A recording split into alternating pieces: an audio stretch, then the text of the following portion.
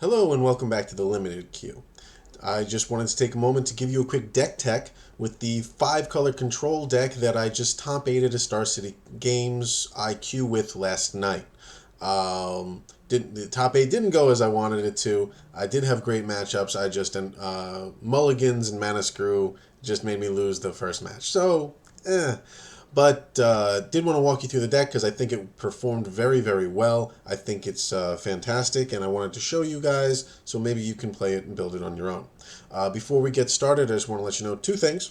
One, the complete deck list is going to be in the comments down below, so you just hit more if you want to just copy-paste that deck list to your desktop and then work with it. That's 1. 2, I'm going to include a link at this point somewhere on the screen where you should go like and comment box opening that I have because I'm doing a massive giveaway of a bunch of BFZ cards, and I can't do it until I hit 300 or 400 likes or comments, one of those. So if you were one of the commenters, then you could win a handful of BFZ cards shipped to your door totally for free. Paper cards, I don't care, I just need to get rid of them. But also, don't really want to do it if nobody likes the video. So, go do that. Go click the link that's around. Okay, now, deck tech. I did top 8 with it. I think it's fantastic. And here's what I had in mind putting it together. Last week, Bring to Light was a big thing. Okay, so let's go back a little bit. I live in New York, so I have a plethora of different game shops to choose to play at. Every game shop has its own different metagame. The game shop with a bunch of little kids that goes, they're obviously always going to be running a lot of red. Not only is it extremely cheap deck to build, it's a very simple deck to play. There is a more competitive store in the area where often there's a few pros in the area that play. I got to play against 1 or 2 of them last night. That was pretty cool. They're known for having a more controlled metagame. So last week I went to this store, played a Star City Games IQ, totally bombed out with the Sphinx's Tutelage deck. I would say about 60 or 70% of the field was Bring to Light. The other 30% was red-green landfall or some version of red-green aggro. Now here we are. Seeing what happened in Atlanta this past weekend, I was expecting a lot of Jeskai Black at the tournament last night, and I was not disappointed. I faced a field of about 60% Jeskai Black, 1 or 2 Abzan, only 1 Atarka Red, which I ended up playing the first round and winning against, and a few Green-White Megamorphs. The tournament was 26 people, and I ended up top 8ing, which was pretty cool. Now, here's what I was running. My general plan was I wanted to out-control Jeskai Black. So I needed removal for Manus Riders and a late game control aspect that can get me into the end game. Now, on the left here, we're going to start with my counter spells. I'm running 3 Horribly Awry. Horribly Awry, if you don't already have them, they're amazing and you need to pick them up. It's an uncommon. It's a 2 mana cost counter spell that hits almost everything important in the format except for dragons. It's great. It also exiles on resolution, so it exiles Deathmist Raptor, it exiles Hangarback Walkers, it exiles even things in this deck that you don't want coming back. So Den Protectors that are going to recur your Deathmist Raptors, nope. Deathmist Raptors themselves, nope. Hangarback Walkers, nope. Siege Rhinos, nope. There's a lot of nope going on with Horribly Awry, and that's great for blue. Next is basically the new cancel, Scatter to the Winds. Scatter to the Winds is cancel with an endgame upside. You can choose to make a 3/3 with it if you want. Great. I love this card. I think it's great to play with. It's good early. It's good late. This is going to see a lot of play. I've already picked up a few playsets in Chinese. And I chose, and this got some comments last night, because I was expecting a field of a lot of Jeskai Black, I main decked 2 Dispels. Now, Dispel, I think, it has more reach than a lot of the format is giving it credit for right now. It's not just good against other control decks. It's not just good against Esper control. It's also fantastic against Atarka Red. If say I play out an early Hangarback Walker, I get 1 or 2 Thopter tokens, I chump block your Monastery Swiftspear, and you have, 5 mana open, 4 cards in hand, and a bunch of cards in the yard, I know if you're swinging into me at that point, you're probably going to try a Become Immense / Titan Strength and then Temur Battle Rage combo. Fine. What Dispel lets me do, as long as I'm not blocking a McKindy Slide Runner, as long as I am blocking any of your non-trample creatures, I can watch you go off with the Titan Strength and the Become Immense, and then I can just dispel away your Temur Battle Rage, and then that leaves you having blown your Atarka red load all over the field, and it all gets bounced off my 1/1 Thopter, which goes to the yard and nobody ever cares about. That leaves you with mostly an empty hand, mostly an empty yard if you delved out for Become Immense. It really leaves you in a good spot. I think the main decking Dispel is going to become more and more common, especially because every single deck in the format is running instants that you want to get rid of. Even the one time I might consider taking it out would be against Green-White Megamorph, because they don't run many instants other than Dromoka's Command, which isn't that great against this deck anyway. So, that's our counter package. Our removal package starts with two controversial cards, Ultimate Price. Now, a lot of people are saying don't run Ultimate Price. It doesn't hit Mantis, it doesn't hit Rhino. Great, you're absolutely correct. But what it does hit is it does hit McKindy Slide Runner and it does hit Jace. It hits Monastery Swiftspear, it hits a freaking Goblin token if you need it to. Ultimate Price is still Ultimate Price at instant speed. Yes, it has a mild restriction, it's still great. People always want to point to, oh, you can't hit Ojutai, you can't hit Rhino, you can't hit Mantis with it. So what? You can hit everything else. It's a little bit conditional, but it's also broad enough to still be good. I think Ultimate Price is still worth running. Now, 2 that had to come in was Utter End. Utter End is your answer to things that you were not able to horribly awry. That is, Hangarback Walkers don't get their tokens when you Utter End them. Deathmist Raptor doesn't come back. Gideon is a big freaking problem. Not anymore when he's utterly ended. And also Planeswalkers in general. Utter End is awesome and you should totally play it, and it's great. I also want to point out, Exile is the new Destroy. And the reason for that is both Hangarback Walker and Deathmist Raptor. And we're going to get to some tech that we can use with that later on. Languish, we have 1 in the main board. The reason for running 1 Languish and not 3 Crux of Fates, as we'll get to in a moment, is you need a little bit of speed sometimes. A 4th turn Languish is just what you need. We got more on the board. We'll show you that later. Languish gets rid of Mantis Riders. If you're on the play, they play a Mantis Rider turn 3. You untap, play a Languish, go. All right, well, that just gave you a time walk. Yeah, you took 3 damage, but who cares? 2 cards that I got a lot of comments on, and that is absolutely fantastic, is Complete Disregard. Complete Disregard, once again, is an answer to things that you could not horribly awry. It gets rid of everything major in the format except for Rhino. And maybe Whisperwood Elemental. But other than that, it basically wipes the format. Oh, and Gideon. All right, so yeah, I just mentioned 3 staples, and most of which are in green-white, that it doesn't get rid of. But it is great against Deathmist Raptors. It's great against Den Protectors, and just like Utter End, it's great against Hangarback Walkers. Now, our last pieces of removal are 2 pieces of Crux of Fate, or 2 units of Crux of Fate.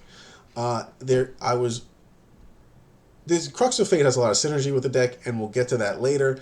I was on the shelf between playing Cruxes or End Hostilities. I ended up going with the Cruxes, not just because of the double black versus double white, when white is really just a splash in this deck, but also because it has synergy with our dragons later.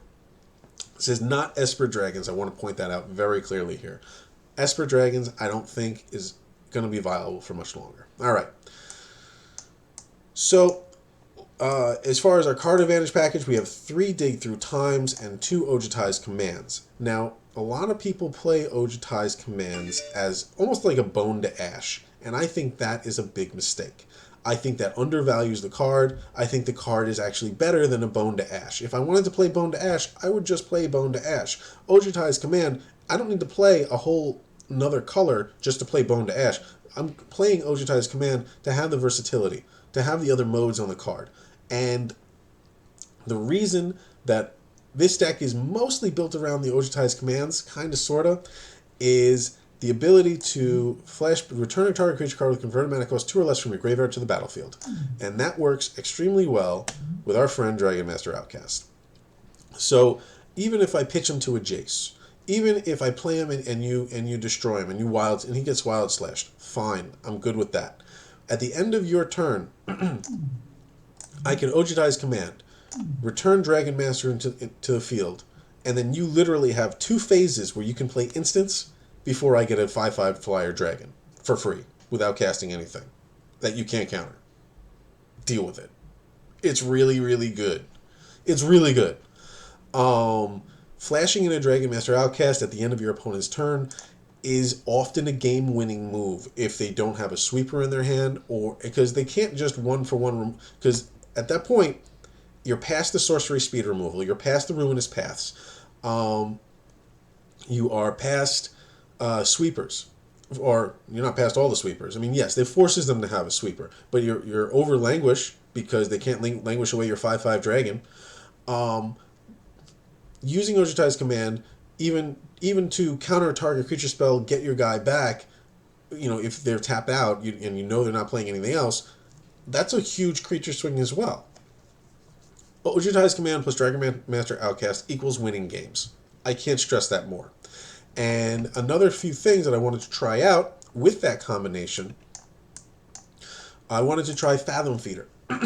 Fathom Feeder, people are talking about it as the new Baleful Strix, this and that. No, it's not as good as Baleful Strix, but it's damn freaking close, and here's why. It's an early blocker that trades for anything on the board. It either trades for a removal spell or it trades for something that you're swinging at me with. Cool. It also works very well with Ojutai's Command. I can flash it in on your as you're attacking and block with it, kill whatever you want. I can flash it at the end of your turn, and if for some ungodly reason I have 9 mana open, I can also draw a card. I can. It's an early blocker that it's good early, it's good late. That's what I was looking for. It's 2 mana or less, and it's a 2-for-1. Usually, it's either a 1-for-1 at minimum or a 2-for-1 at most, or not at most. It could just draw you cards infinitely. It's great. And then of course we have the blue staple right now, 3 Jaces. We have 1 more on the board. Also works very well with Ojutai's Command. You can just bring it back, and then on your next turn, loot, flip them. They never even have a chance to respond with a sorcery. It's great. Okay, now this column over here is our endgame win condition column. Now we have, the first one I'm going to bring up is the one Ob Nix. Now this is interesting. I thought that I would get to the emblem very quickly using this card. Play it, you can get control of the board, play it, 3 turns later, you have 4 turns later, you have an emblem. It's not that hard. Emblem is going to end the game for you. But really, I should move Ob Nix over here to the removal column, because that is exactly how I played him. For most games, I would Ob Nix, kill my opponent's last creature, and then he had 1 or 2 turns to kill the Ob Nixes. I was drawing an extra card. And it would basically just divert damage down to the Planeswalker, because our opponent doesn't want us drawing cards, and if we're at a healthy enough life total, he can be a serious threat. I don't really like him because the +1 ability does suck up life, so if you're playing against a Tarka Red and you get down to 7 or 6 real quick and early, you don't really want to play him and plus him on turn 5. It's not always what you want to do. Ob Nix definitely has his downsides. I used him more for removal than anything else. The 2 Hangarback Walkers, staple, good card. It's a good drop early, allows me to trade with something early, or maybe even just chump.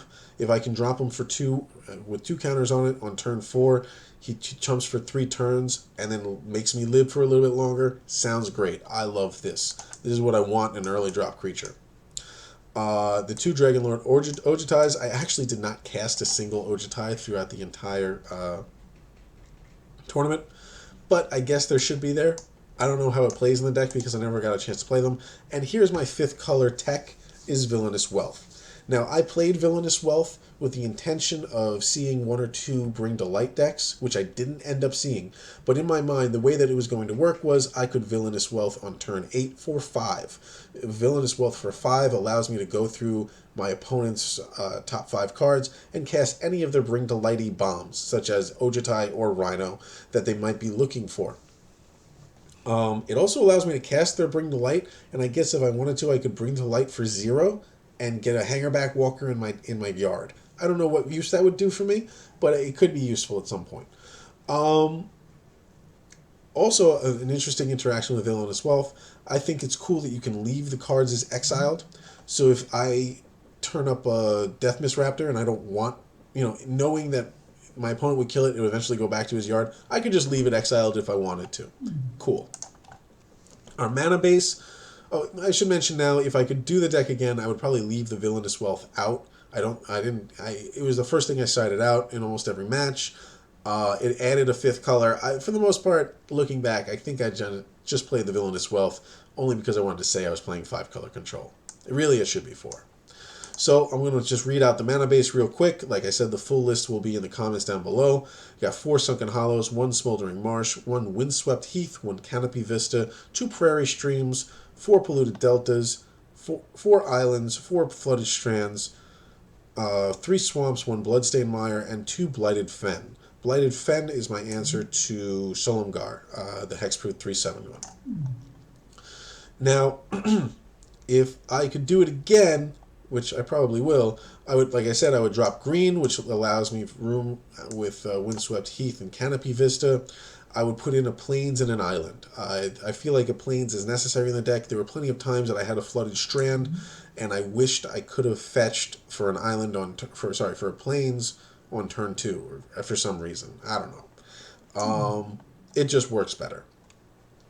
Now, some sideboard tech that we're looking at. All right, let's nix the lands, and let's pretend that the green's not here, because like I said, we do want to take that out.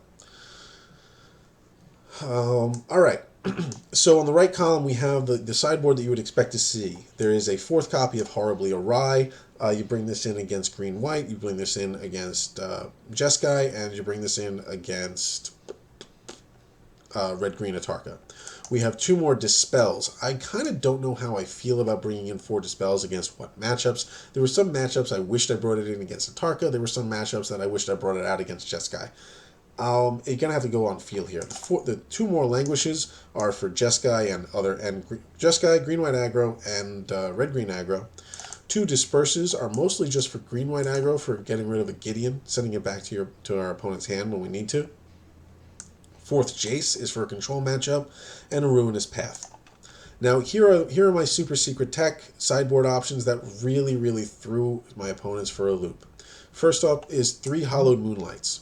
Hallowed Moonlight is amazing against so many cards in the format, it's just great, and it cantrips. Okay, so it gets rid of Thopter tokens from Hangarbacks. It gets rid of a recurring Death Mist Raptor that's coming back from the graveyard. It gets rid of It gets rid of Mastery of the Unseen tokens that are coming into play. It gets rid of Whisperwood Elemental tokens that are coming into play. It gets rid of, if your opponent, sacks a Whisperwood Elemental for its morph effect, like the morph recursion effect. It gets rid of those. Hallowed Moonlight needs to see more play. It also, by the way, it's really good against Dragon Fodder and Courtling Outburst. Dragon Fodder is awesome. It's also good against Ojutai's command, the mode that brings stuff back into play. Hallowed Moonlight is awesome. It needs to see more play. It's really good. I'm almost considering it in the main deck. It's just a solid card. Yes, it's a little bit situational, and if you really need to in a pinch, you can just cast it to draw. Fine. Done. There was one instance where my opponent had 3 Hangarback Walkers on the board. I ended up casting Hallowed Moonlight and then flashing back Languish with Jace. And my opponent literally, he looked at me. I swear to God, there were tears in the guy's eyes. I'm not kidding you. It happened. And then he just picked up his cards. Like, he really thought he had it. All right. This card doesn't see enough play. Palace Siege is bonkers. Every time I side this in against Jeskai Black, and I would side it in against Esper Control. Sometimes, not really sure how I feel about siding it in against aggro, because the Dragons option is good, but I don't know if it's good enough. Now, every time, not only does it work great just to drain your opponent as a win condition, it also brings you back creatures every turn. Now, if you keep recurring a Dragonmaster Outcast every turn for 1 red mana, eventually it's going to stick. And when it sticks, it's going to be a win condition. And if they kill it, then you can just recur it again next turn. Palace Siege is really good. It's really good. It brings back any creature. Also, it can save your ass by gaining you life. And it acts as its own win condition. In a control deck like this, where you want to just lock down the board, make sure nothing moves, Palace Siege is awesome. And last but not least is something I've been hyping up for a while, Torrent Elemental. I put Torrent Elemental in here with intention of using it in the Esper matchup, which I never saw, which was unfortunate. I think Torrent, like I said earlier, Exile is the new Destroy. Oh, what did I just do? I exiled my Torrent Elemental. Oh well. Exile is the new Destroy. Let's just find one here. So as people get more and more used to exiling things, as Utter End, Complete Disregard, and Stasis Snare become more and more staples because people realize that Deathmist Raptor and Hangarback Walker are amazing cards, they're going to use more exile effects. Now, if I'm able to cast my creature out of exile, not only does this allow me to get around your removal, it allows me to draw discard it to Jace and then delve it away with either Dig Through Time or Treasure Cruise, or even Gurmang Angler. Torrent Elemental is so good. It's really good. It should see more play. I don't know why it doesn't. However, I haven't had a chance to play it yet, so maybe that's why it doesn't see more play. If I could do this again, I might even main deck a Torrent Elemental, as well as main decking either a Ruinous Path or a Palace Siege or 2. So this has been my I call it 4.5 color control, but since we're taking out Villainous Wealth, I think we can just call it 4 color control. This has been my 4 color control deck tech. Full deck list is going to be in the description down below. I hope you enjoyed this, and if you want, please check out my other videos, subscribe, and check out some of my draft stuff. That's pretty cool. All right, thank you. I'll see you around. Bye bye.